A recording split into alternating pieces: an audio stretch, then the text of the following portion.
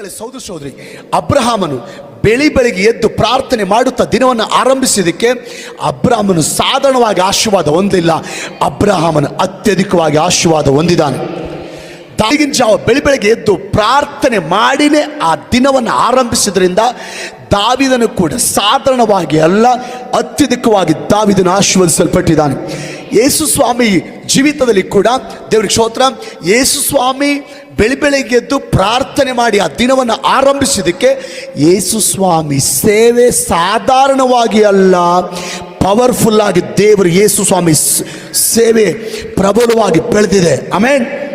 ಇವತ್ತು ಬಹಳ ಮಂದಿ ವಿಶ್ವಾಸಿಗಳು, ಬಹಳ ಮಂದಿ ದೇವಜನರು ಬೆಳಿಗ್ಗೆ ಸ್ತುತಿ ಮಾಡುತ್ತಾ, ಆರಾಧನೆ ಮಾಡುತ್ತಾ, ವಾಕ್ಯ ಧ್ಯಾನ ಮಾಡುತ್ತಾ ದಿನವನ್ನು ಆರಂಭಿಸೋದ್ರ ಬದಲು ನ್ಯೂಸ್ ಪೇಪರ್ ಓದುತ್ತಾ, ಆ ನ್ಯೂಸ್ ಪೇಪರ್ನಲ್ಲಿ ಏನಿದೆ, ಅಲ್ಲಿ ಆಕ್ಸಿಡೆಂಟ್ ಆಗಿ 10 ಜನ ಸತ್ರು, ಇಲ್ಲಿ ಆಕ್ಸಿಡೆಂಟ್ ಆಗಿ 10 ಜನ ಸತ್ರು, ಅಲ್ಲಿ ಪಾಯ್ಸನ್ ಕುಡಿದು ಸತ್ರು, ಇಲ್ಲಿ ಕಳ್ಳರು ಮನೆ ನುಗ್ಗಿ ಹಣ ಒಡವೆ ಬಂಗಾರ ದೋಚ್ಕೊಂಡು ಹೋದ್ರು, ಅಲ್ಲಿ ಅವರು ಆತ್ಮಹತ್ಯೆ ಮಾಡ್ಕೊಂಡು ಸತ್ರಂತ ಆ ರೀತಿ ಓದುತ್ತಾ ಒಂದು ದಿನದಲ್ಲಿ ಕಾಲಿಟ್ರೆ ಗಲಿಬಿಲಿ ಆಗುವಂಥ ವಿಷಯ ಬಿಟ್ಟರೆ ಬೇರೆ ಏನಿರ್ತದೆ ಅದರಲ್ಲಿ?